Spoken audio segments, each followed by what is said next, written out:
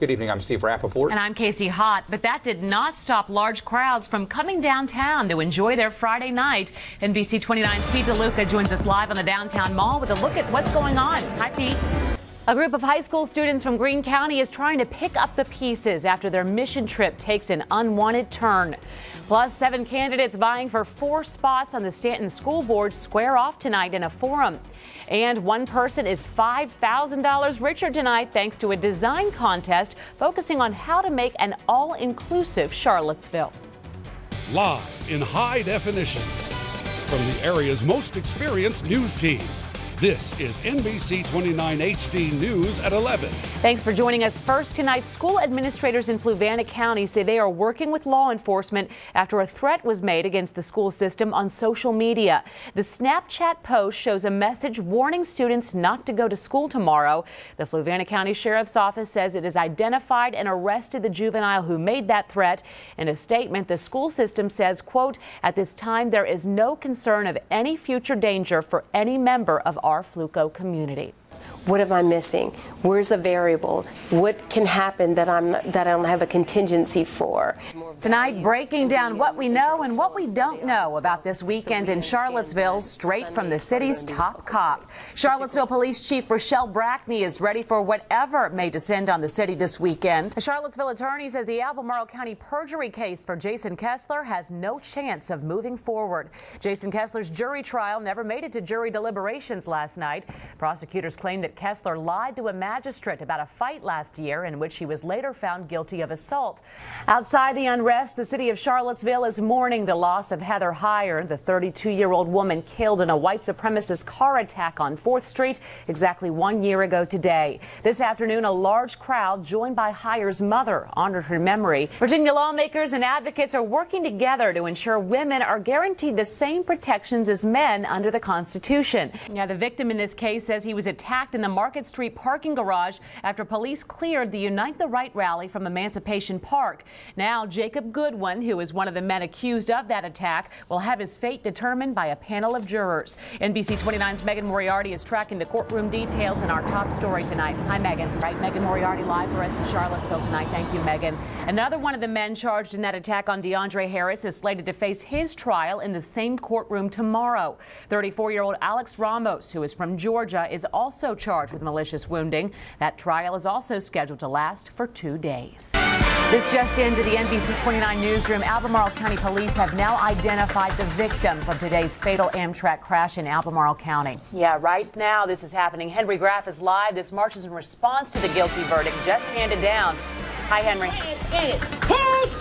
Yeah, but Quincy Edwards still denies the rest of the allegations against him, and that's what a jury has been deliberating for more than 5 hours now. NBC29's Taylor Gleason is live outside Albemarle County Circuit Court tonight, tracking the latest for us. Hi, Taylor. All right, Taylor Gleason live for us tonight in Court Square. Thank you, Taylor.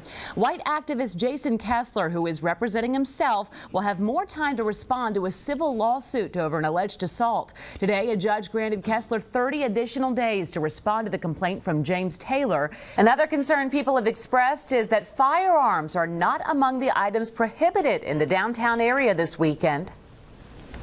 I don't know how you can say that it's illegal to bring a stun gun, a skateboard, or even a can of food to walk around in the immediate downtown area with those, but it's okay to sling an AK-47 or AR-15 on your shoulder and go around with that.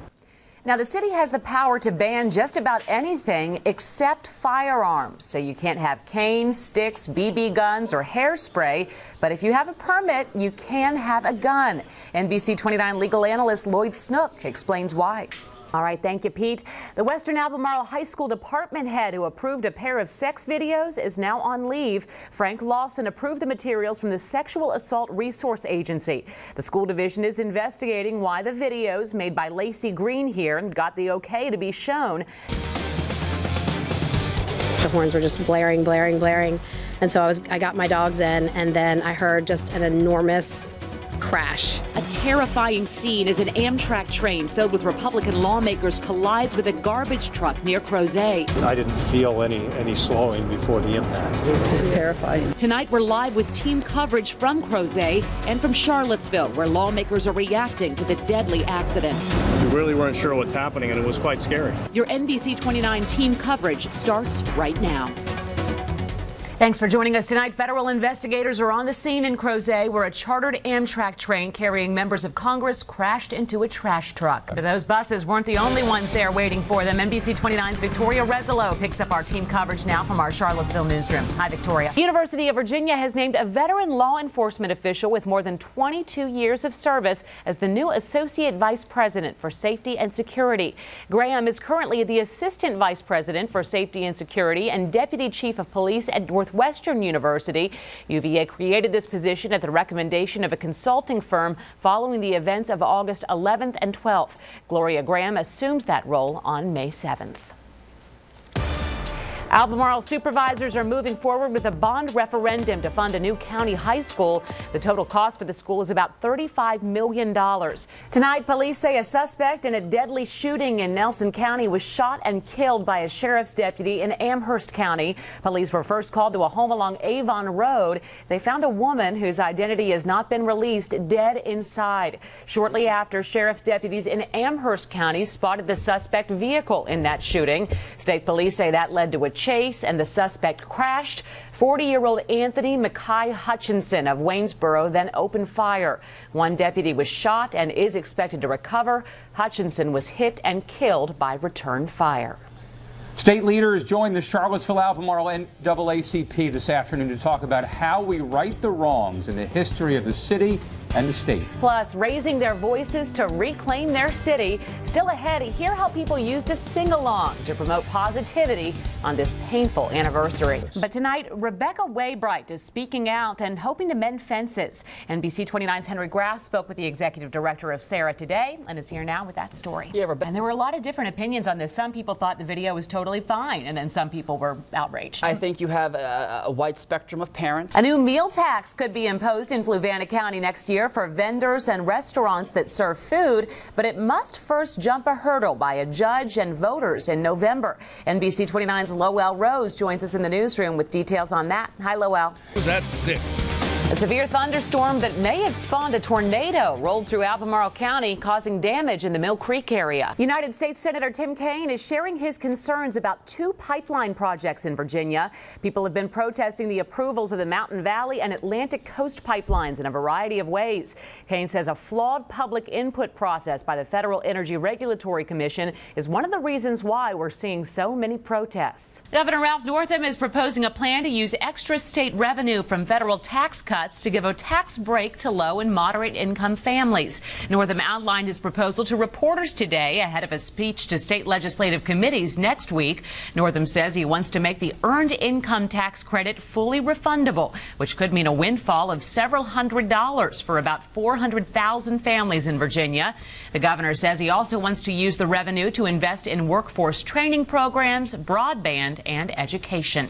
The Charlottesville Regional Chamber of Commerce has a new president and CEO. Elizabeth Cromwell is relocating to Charlottesville and will begin her new role October 1st. Charlottesville's West Main Street is about to look a whole lot different. An out-of-the-ordinary groundbreaking ceremony was held today for a project that's also anything but ordinary. NBC29's Henry Graff is tracking the latest from our Charlottesville newsroom tonight. Hi, Henry.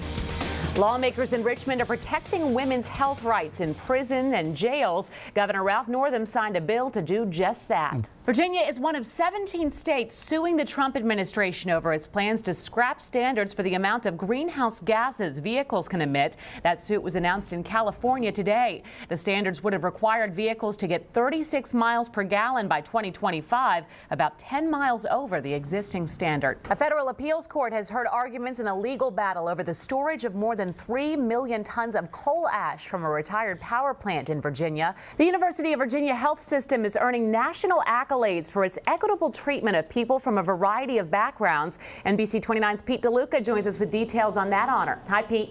A library at the University of Virginia is now the owner of an archive of material from a Pulitzer Prize-winning artist. Patrick Bruce Oliphant donated over 6,000 pieces of work. A young farming family in southern Albemarle County is among 10 being honored statewide for what they're doing to protect Virginia's watershed. The farm is Magnolia, the river is the James. NBC29's Lottie Lockhart is just back from Esmont with their story tonight. Hi, Lottie. Well, a single mom from Louisa County will now be able to get her son to and from doctor's appointments, all thanks to the generosity of the community. NBC29's Mariah Davis is in studio tonight with details about this special gift. Hi, Mariah. Santa Claus is making an early visit to some Albemarle County neighborhoods starting tomorrow. The jolly old elf is trading in his sleigh for a fire truck as he joins the Seminole Trail Volunteer Fire Department in spreading candy and joy during the 16th annual Santa Run. Dixon will compete against 49 other drivers in the National Bus Driving Competition in Pittsburgh. That happens next month. Got to have some skills to do a job like that, and I imagine being a people person doesn't hurt either. Yeah. Congratulations to him. That is an amazing honor. Yeah, also an amazing day out there. More honors for Eric Pritchett. Yeah. They just keep firing. Some more storms today, and a lot of people wondering, is it over? Boy, it seems to be a pattern we're falling into. Kids across Central Virginia and the Shenandoah Valley are enjoying the biggest snowfall of the season. A Louisa County teacher is taking a breather tonight after successfully running 100 miles in just about 24 hours. And a pilot program about tests is being put to the test in one Charlottesville school.